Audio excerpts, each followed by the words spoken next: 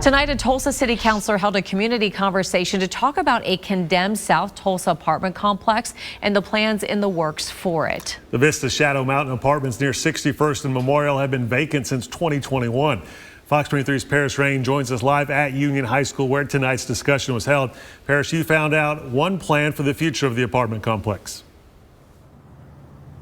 That's right, Nathan and Shay. City Councilor Lori Dector-Wright told me there is a proposal for a 63-month, 5-phase project to reconstruct the complex.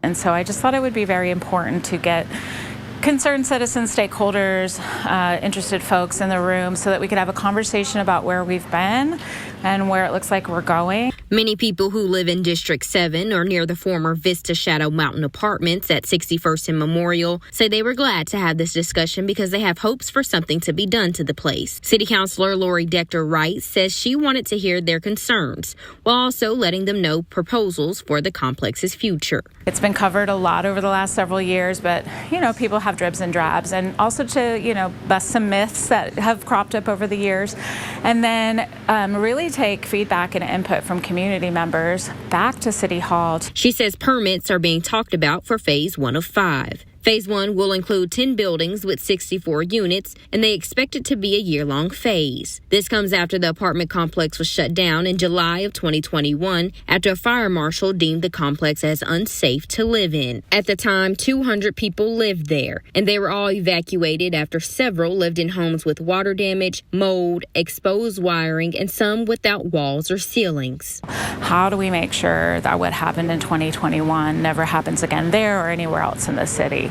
So as we're real focused on housing and this ambitious goal to put 6,000 units, into our city, including rehab and conversions, let's make sure that they're quality and that they're safe and that they're enhancing neighborhoods. I came out just to try to find out about what's going on, with the project, because we've lived there for almost 3 years now, and you can see the economic impact. John Davies says he wants to make sure the city has the best interest for what happens next to this piece of their community.